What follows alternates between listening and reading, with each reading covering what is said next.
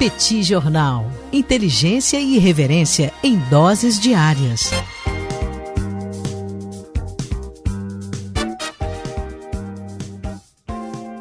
Oi, gente. Bem-vindos aqui ao Petit Jornal dessa semana. Mais uma semana onde eu estou aqui tendo que conviver, obrigado, ainda bem que à distância, com o Tanguy Bagdadi. Não é isso, Tanguy? Essa semana, uma semana quente, uma semana que por um instante pareceu que nós teríamos uma nova guerra, não foi isso? Foi. Na verdade, Daniel, toda semana você fala que a semana tá muito quente, né? A semana complicada e tal, mas essa tá mesmo, tá? Essa daí, assim, uma baita semana pra gente fazer comentários aqui sobre política internacional e, naturalmente, com consequências grandes para a questão econômica. O que você tem para dizer aí? O que você quer puxar primeiro? Olha, eu acho que a gente pode falar justamente desse ataque seja lá quem for, sobre os sauditas e os seus respectivos impactos sobre o mercado de petróleo. O que você acha? Vamos lá. Então, só para trazer a parte factual, imagino que quem esteja ouvindo a gente já sabe mais ou menos o que aconteceu, mas só para a gente trazer aqui para o debate, né? A gente já tem há alguns anos uma rivalidade muito forte entre Irã e Arábia Saudita, quando de alguns anos, a gente está falando pelo menos da década de 80, lembrando que com traços históricos muito, muito antigos, né? Assim, há muito tempo os persas são uma ameaça para os árabes, enfim. Então hoje a gente meio que coloca isso em termos de Irã e Arábia Saudita, mas não que seja exatamente uma questão absolutamente recente. Mas as tensões vieram crescendo, sobretudo pelo fato de que os Estados Unidos resolveram cancelar o acordo nuclear, né, que ele foi assinado lá pelo Obama. Então, essa foi uma postura de cancelar o acordo nuclear e prometeu, né, o presidente dos Estados Unidos prometeu que ia zerar as exportações iranianas de petróleo. Isso começou a afetar demais a economia iraniana e o Irã resolveu dar o recado que olha, se você resolver zerar minhas exportações de petróleo, eu tenho condições de prejudicar severamente as exportações de petróleo também da Arábia Saudita e muito provavelmente empreender um ataque contra a Arábia Saudita, né, contra instalações de petróleo que não são instalações quaisquer. A gente está falando de uma instalação. Mas espera um pouquinho. De uma refinaria. Diga. Já há alguma comprovação de que realmente o ataque foi dos iranianos? Porque talvez tenha sido dos iemenitas e não necessariamente com o auxílio dos iranianos. Então, aí isso é a parte da especulação, né? Para começar, assim, só para deixar claro que não foi um ataque amador. Assim, não foi um ataquezinho sutil, um ataque enfim, como muitas vezes os Houthis fazem lá no Iêmen. Então, de vez em quando, eles vão lá e tentam atacar o aeroporto de Riad. E aí passa 3 quilômetros do aeroporto de Riad. Pô, é uma ameaça, claro que é e tal. Mas não é exatamente o ataque mais preciso do mundo. Quando o ataque aconteceu, os Houthis, né, que são iemenitas, aliados do Irã, assumiram o ataque. Falaram assim, foi a gente. Tá? Disseram que fizeram isso com drones e tal, e eles conseguiram atingir, quando a gente fala sobre esse ataque, foram 17 alvos atingidos. Até uma discussão se são 17 ou 19, mas eles são quase 20 alvos atingidos. Então, com uma precisão muito grande. O Irã disse que não tinha nada a ver com isso, mas depois, tanto os Estados Unidos quanto a Arábia Saudita começaram a dizer que, olha, pelas imagens que a gente tem, pelos indícios e tal, muito provavelmente partiu do sudoeste do Irã, exatamente da região ali do Golfo Pérsico. O Irã continua negando, mas assim, é muito difícil acreditar que não tenha partido ora do Irã, ora dos Houthis, que são aliados do Irã. Pode ser uma false flag? Assim, pode ser que alguém tenha feito isso para meio que incriminar? Pode, mas aí não teria muito sentido os Houthis dizerem que foram eles. Por que os Houthis chamariam a atenção disso aí? Será que seria só propaganda? Então, me parece que muito provavelmente partiu, sim, do Irã, o que leva, portanto, à conflagração a outro nível. O que dá uma segurança muito grande para o Irã fazê-lo? Saber que atacar o Irã é muito custoso. A gente está falando sobre um Oriente Médio no qual os Estados Unidos estão metidos já em guerras desde pelo menos 2001, se quiser voltar mais, década de 90. Os conflitos de 2001 para cá, tanto o Afeganistão quanto o Iraque, até hoje estão dando dor de cabeça, até hoje não se resolveu. E o Irã não é nem o Afeganistão, não é nem o Talibã e nem o Iraque. É um país muito mais complicado, muito mais poderoso, muito mais bem equipado, muito maior, né, do que qualquer um desses países, o que torna realmente o buraco um pouco mais embaixo. Então, assim, a gente não tem muita ideia de como é que a coisa vai se desenrolar. O Trump tem se mostrado um presidente avesso a fazer guerras, inclusive ele demitiu o Bolton, né, o John Bolton, que a gente comentou aqui na semana passada, em parte que o Bolton ficava incentivando a fazer guerra o tempo todo e tudo. O Trump disse que, olha, mesmo que comprove que foi o Irã, a gente quer evitar maneiras de ir para a guerra, quer tentar alguma coisa aqui, porque sabe que a guerra é absolutamente impopular. Eleições chegando, guerra é um negócio caro, guerra é um negócio que você não consegue sair rápido. Então, assim, é um cenário dos mais curiosos que a gente tem nos últimos anos. Eu sei que o Oriente Médio tem sempre muita novidade, mas esse é um cenário no qual ninguém quer guerra, mas a guerra, de fato, ela pode acontecer. Então, tem que esperar os próximos episódios para a gente imaginar. E com consequências gravíssimas para o petróleo, né? O que você tem para dizer sobre o mercado de petróleo? Olha, em relação ao petróleo, o que acabou. Está picotando aí a sua imagem. Está picotando a sua imagem. Olha, em relação ao petróleo, o que acabou acontecendo é que você teve um impacto bastante forte, afinal, a informação original é que 5% da produção mundial de petróleo poderia ter sido comprometida com esse ataque. Imediatamente na segunda-feira, o barril tipo Brent do petróleo acabou subindo 14,7%, e chegou na própria segunda-feira a bater 20%, mas na terça-feira já recuou 6,5% e hoje já estava recuando mais de 2%. Então, está havendo aí uma regularização do mercado de petróleo numa velocidade relativamente rápida, por conta justamente de um anúncio do príncipe saudita no dia de ontem, de que boa parte da produção de petróleo já havia sido recuperada e que os contratos de petróleo seriam cumpridos. Quer dizer, os contratos de entrega de petróleo junto aos clientes da Arábia Saudita seriam cumpridos, nem que se necessário fosse, seriam utilizadas as reservas da Arábia Saudita. Enfim, o que houve ali foi um movimento muito claro de tranquilização do mercado. Os próprios americanos se dispuseram a mexer nas suas reservas estratégicas, também se necessário fosse, aumentando a oferta de petróleo, aumentando o suplemento de petróleo para o mercado internacional.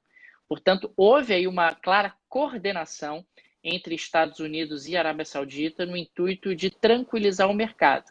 A Rússia também entrou em campo, tentando tranquilizar e mostrando que as coisas não degringolariam e que o fornecimento de petróleo estava garantido e que não havia necessidade de maiores temores para a comunidade internacional.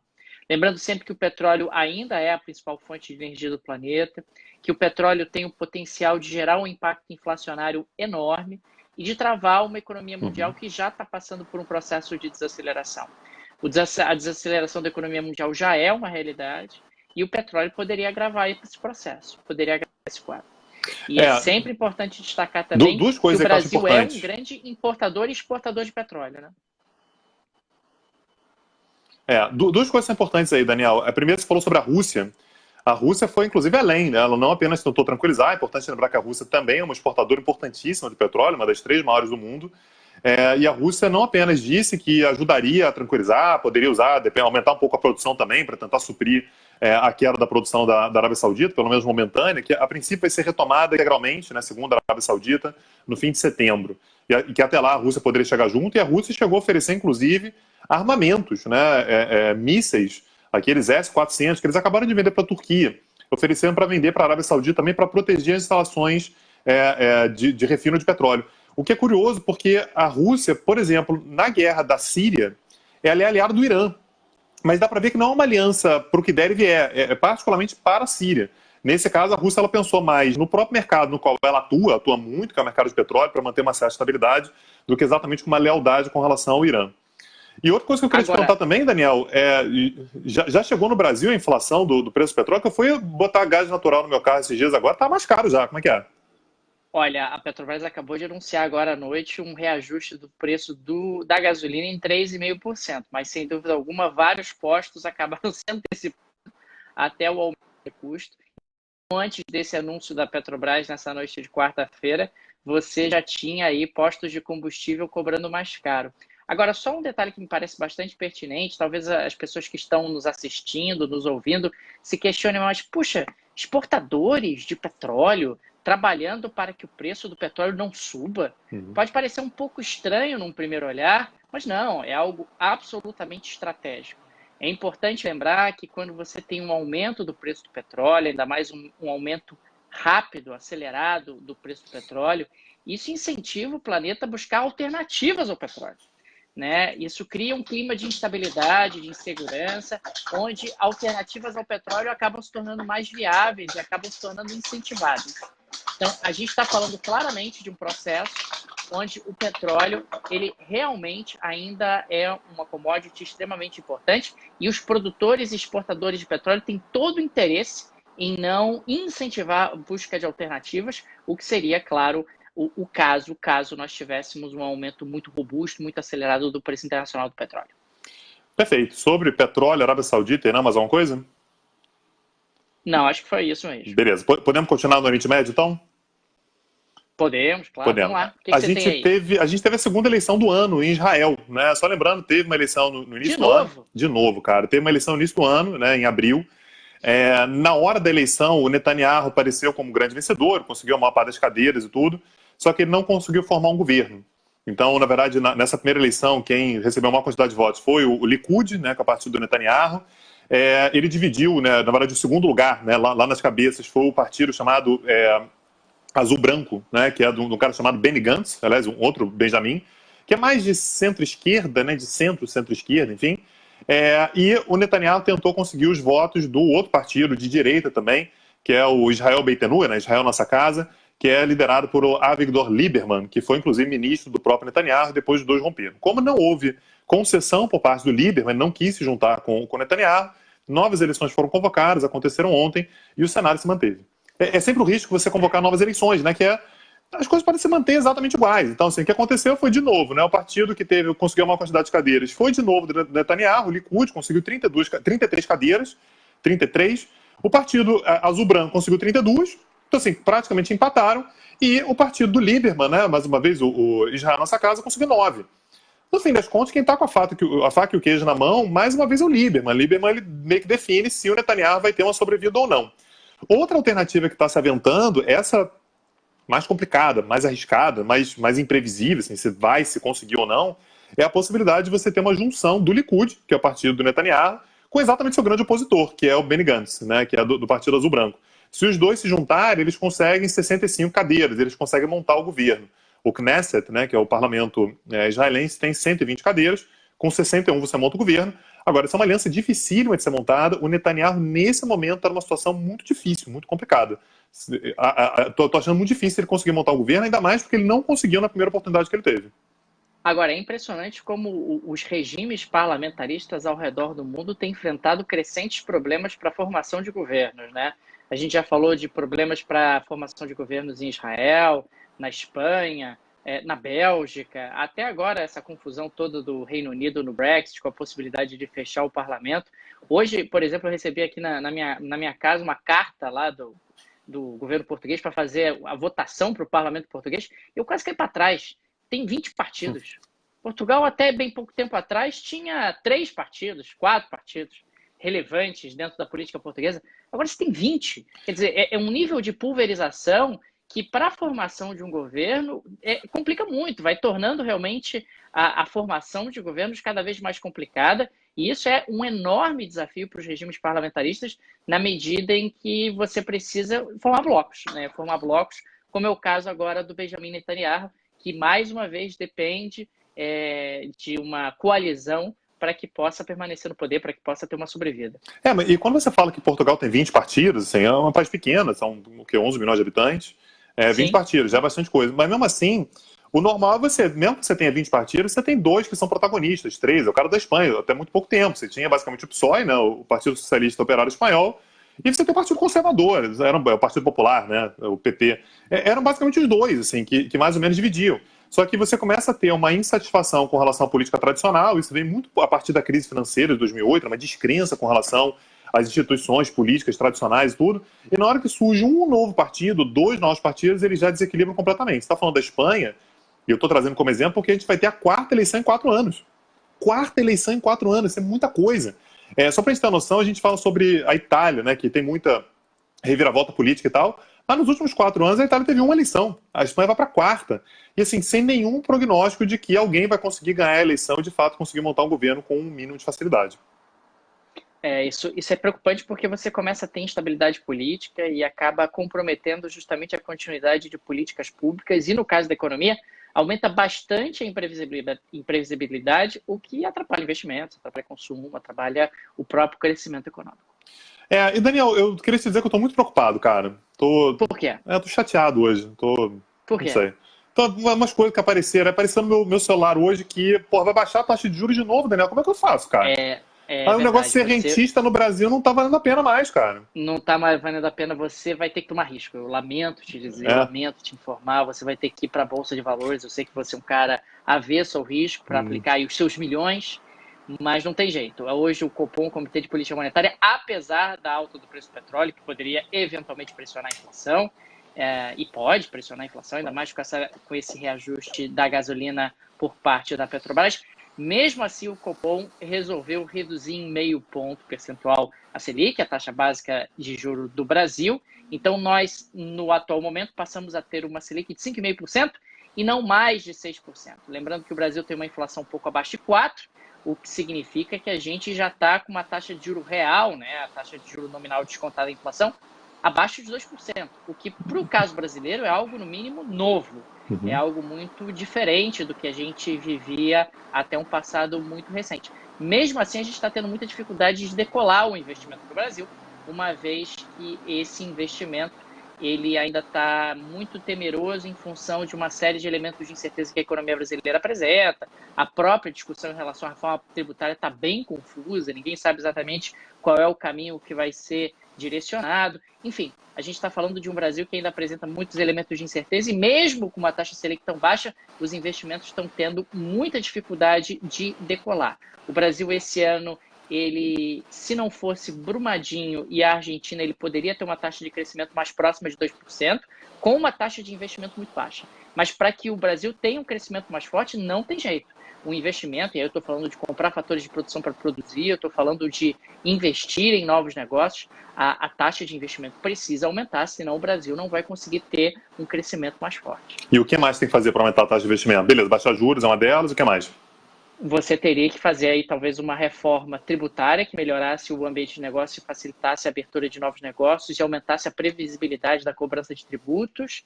E, acima de tudo, você tem que melhorar o ambiente político, proporcionando estabilidade e previsibilidade. Esse é o maior problema do Brasil já há vários anos e a gente está, sem dúvida alguma, sem saber como resolver isso de uma forma mais definitiva. Havia a expectativa de que o novo governo poderia pacificar esse processo, ou pelo menos criar um ambiente de previsibilidade maior, ou que o ministro Paulo Guedes poderia construir isso, mas o que a gente tem observado é que não tem sido esse cenário que tem sido entregue, pelo menos ao longo desse ano de 2019. Beleza, vem cá, e o Fed, o que você tem para dizer para a gente aí? O Fed reduziu a taxa de juros básica do Fed foi reduzida de 2%, estava entre 2 e 2,25, porque a taxa de juros básica, assim como no Brasil, ela é uma meta, onde o Banco Central acaba perseguindo ela através da venda e compra de títulos públicos. Ela estava entre 2 e 2,25, agora ela foi reduzida para algo entre 1,75 e 2. Resultado disso, o Trump ficou uma fera. O Trump foi para o Twitter, reclamou loucamente do Powell, que é o presidente do Fed, dizendo que ele não é corajoso, dizendo que ele é um mau comunicador e que o Fed não está realmente contribuindo para o crescimento americano, porque na prática o Trump queria uma redução da taxa de juros mais expressiva e não é a primeira vez que ele reclama do Fed dizendo que essa redução da taxa de juros está muito lenta e muito aquém do previsto. É óbvio que o Trump está preocupado com a eleição do ano que vem e reduzir a taxa de juros é uma forma de tentar dar uma turminada da economia, o que sempre aumenta a popularidade do governo e a sua viabilidade política dentro de um processo eleitoral. A sorte dos americanos é que o Fed é independente e o Trump pode reclamar, pode ir para o Twitter, xingar muito no Twitter, que ele não tem qualquer tipo de influência sobre a política monetária. E claro, ele também faz isso um pouco para a plateia, como forma justamente de mostrar que está preocupado e de reclamar aquilo que talvez muitos americanos não compreendam, que é uma redução da taxa de juros, às vezes, um pouco mais devagar do que seria o desejado por eles. Cara, os rentistas estão sendo perseguidos mundo afora, cara. Tem um preconceito muito grande com relação à classe dos rentistas. Assim, tá difícil viver. E aí, cara, numa situação dessa, eu acho que o pessoal que está ouvindo a gente deveria entrar lá no nosso site, né, o www.petitjornal.com.br e deixar uma contribuição, cara, porque eu tô quebrando. Você acha? Você acha, né? Você tá ficando. Eu tô sentindo que você tá minguando. Que você cara, eu tô. Cara, o meu investimento mais seguro nesse momento é o Petro. É o Petro, né? É o Petro, que é o único. Moeda da Venezuela. Isso, é o único que tá chegando junto comigo. Que o comandante Maduro tá ali segurando a onda pra mim. Senão, tava quebrado já. Comandante Maduro, né, cara? Tem horas que você se entrega, não é verdade? Tem horas que você se entrega, chama. Só faltou chamar ele de comandante, né? Comandante. Para ficar realmente mais claro a sua preferência e a sua admiração por esse líder, por esse caudilho sul-americano. El Jefe, exatamente. Você está chamando de caudilho para preconceito seu. Gente, obrigado. Até a próxima. Valeu. Tchau, tchau, Daniel. Um abraço, gente. Tchau, tchau. Até semana que vem. Petit Jornal. Inteligência e irreverência em doses diárias.